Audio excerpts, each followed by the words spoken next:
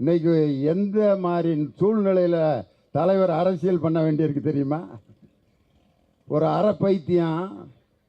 ஏன் அறப்பைத்தியம்னு சொல்கிறேன்னா, முழு பைத்தியம் அது பாட்டுக்கு சிரிச்சுக்கிட்டு பேசாமல் உட்காந்துருக்கான், அல்லது ஏதாவது அப்படியே நின்று இப்படியே படுத்து தூங்காமல் இப்படியே உட்காந்துருக்கான். பைத்தியம் இல்லாதவன் நார்மலாக இருப்பான். இந்த அறப்பைத்தியம்தான் என்ன செய்யும்னு கடைசி வரைக்கும் கண்டுபிடிக்க முடியாது. நான் யாரை சொல்கிறேன்னு உங்களுக்கே தெரியும். அந்த அறப்பைத்தியத்திலிருந்து விலகி கிட்டத்தட்ட ஒரு 5000 பேர் முந்தா நாள் வந்து நமது கழகத்தில் இணைஞ்சிருக்காங்கன்னா, அந்த பைத்தியத்தை தாங்க முடியாமல் இந்த பைத்தியம் கூட நம்மளால் வேலை பார்க்க முடியாதுறான்ட்டு. இதில் உடல் மொழிகளை ஆய்வு செய்கிற அறிஞர்கள் என்ன சொல்கிறாங்கன்னா, சில பேர் பேசும்போது இப்படி நடுத்தலையை சொரிஞ்சுக்கிட்டே பேசுவான், பார்த்துறீங்களா?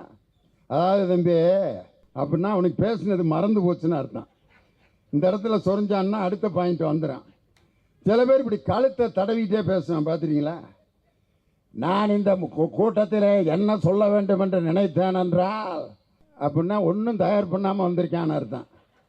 ஏதோ ஓட்டிக்கிட்டு இருக்கேன், இந்த கழுத்தை தடவை அடுத்து என்னத்தையாவது பேசுவோம்டான்ட்டு இங்கே தடவிட்டு இருப்பேன். சில பேர் இந்த பட்டனை பூட்டுவான், திரும்பி திறப்பான், பார்த்துறீங்களா? இந்த மொழிப்போர் தியாகிகள் கூட்டத்தில் நான் வைக்க போகின்ற அந்த கருத்துக்கள் அப்படின்ட்டு படிச்சுட்டு வந்ததை மறந்துட்டான்னு அர்த்தம் இந்த பட்டனை போடுறவன்.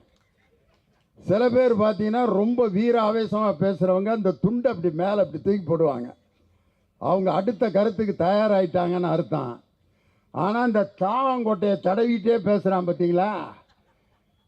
அதுக்கு என்ன உடல் மொழியில் பயன் இது இப்போ வச்சுருக்காங்க அர்த்தம்னா, இன்னைக்கு ஒருத்தன்ட்ட ஒரு திருடன்ட்ட இருந்து உண்மையை கறக்கணும்னா போலீஸ்காரங்க உண்மையை சொல்கிறான், இல்லைங்கய்யான்னா அவன் உலக புறாடுன்னு அர்த்தம். இந்த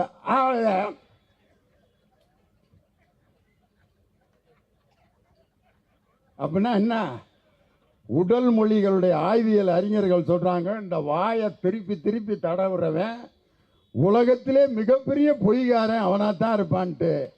நான் யாரையும் குறிப்பிட்டு சொல்ல, நான் இது ஒவ்வொன்றா சொல்லிட்டு வர்றேன். நீங்கள் யாரையாவது கணக்கு போட்டுக்கிட்டீங்கன்னா அதுக்கு நான் பொறுப்பு இல்லை. அந்த அறப்பைத்தியம் பேசுதியா இன்னைக்கு திராவிடத்தை கை நீட்டி பேசி கொண்டிருக்கிறார்கள். எல்லாரும் என்ன நினைப்பாங்கன்னா, இந்த அறப்பைத்தியத்தை பிடிச்சி உள்ளே வைக்க வேண்டியதானன்ட்டு. அதுக்கு ஏன் அதை பிடிச்சி உள்ளே வச்சா என்ன ஆகும்னா, ஜெயிலில் இருக்கவனுக்கும் பைத்தியம் பிடிச்சிடும் அந்த குரூப்பு. அதனால தான் அந்த குரூப்பை பிடிச்சி உள்ளே வச்சா ஜெயிலில் இருக்கவனுக்கும் பைத்தியம் பிடிச்சிடும். சிறைச்சாலையில் இருக்கிற அந்த ஜெயிலரும் சட்டையை கிழிச்சிட்டு காக்கி சட்டையை கிழிச்சிட்டு வெளியே வந்துடுவார். எவன்டா இவனை கொண்டு வந்து இங்கே உள்ளே வச்சாங்கன்ட்டு.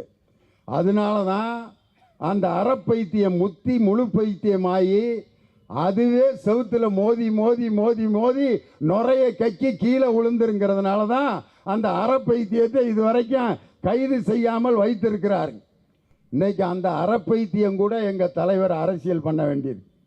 எப்படி பேசிகிட்டு இருக்குது ஒவ்வொரு இடத்துலையும் பார்த்தீங்கன்னா, அடே அப்பா, பெரியாரும் அம்பேத்கரும், ஆஹா அம்பேத்கருக்கு நான் மிகப்பெரிய அடிமை, வள்ளுவர் என்னுடைய தாத்தா, வள்ளுவர் என்னுடைய பெரியப்பா, வள்ளலார் என்னுடைய தாய் மாமே, எல்லாம் சொந்தக்காரங்க. வள்ளுவர் இவருடைய தாத்தா. வள்ளுவர் உங்கள் தாத்தான்னா, வள்ளுவர் வந்து கல்லுண்ணாமை அப்படின்னு ஒரு 10 அதிகாரம் எழுதியிருக்கார். கல் குடிக்காத, வள்ளுவர் எங்கள் தாத்தா அப்படின்ட்டு மேடையில் கல் குடிச்சுக்கிட்டு இருக்கான். இந்த குரூப்புகளோடையெல்லாம் அரசியல் பண்ண வேண்டியிருக்கு என் தலைவர்.